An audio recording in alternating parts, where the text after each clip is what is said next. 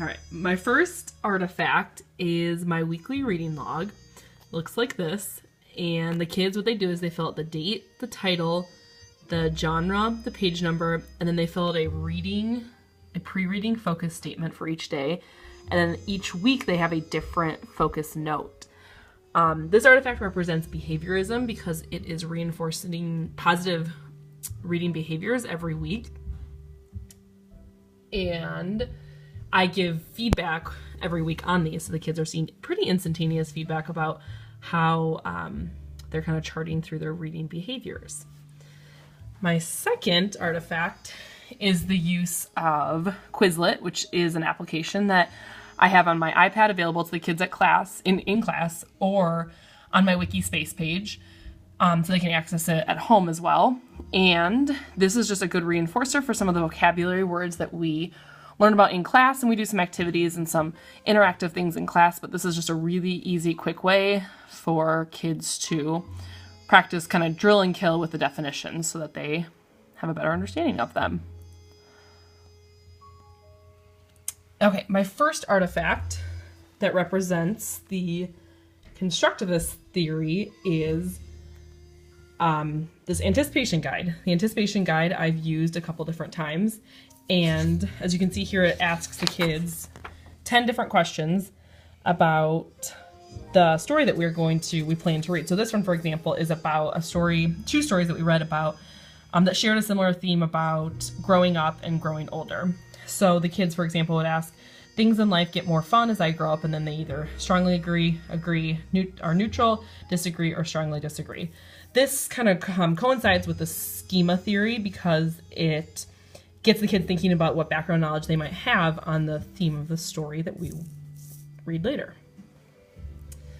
All right, the next one that matches my constructivist theory are think marks. These are 4 examples of think marks that I use in the classroom. They're bookmarks that kids can take with them when they read independently during guided reading or our daily 6 rounds. This one, for example, is asking questions, making connections is the orange one. We have summaries here, and then making inferences is the blue one. And as the year goes on, I add these, and the kids sometimes like to staple them together, but this is a great example of how metacognitive theory is used in the classroom, just really getting kids to think about the reading that they are doing. My first artifact here that represents social learning theories is the use of literature circles. I run them pretty basically. The kids are grouped with kids that are similar in level, and they get to pick a book that matches their instructional level. And there are different jobs. The kids come to this binder and they can pick discussion director, connector, vocabulary enricher, literary luminary, investigator, plot profiler, or illustrator. And this is a great example of social, cultural learning theory, as the kids are obviously bringing their own cultural experiences to the table and learning from one another through discussion. My last social learning perspective is evidenced through my use of the Wikispace. On one page of my Wikispace, I dedicate this to reading responses, and the kids are able to, I have a little set of rules there, and then every day or at home, they can get on and respond to questions about our text. So these are some ones that I just posed.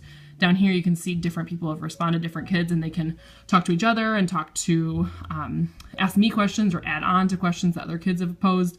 And so it's a really great example of the social constructivist theory, where kids are collaborating and creating this social environment to respond to literature through.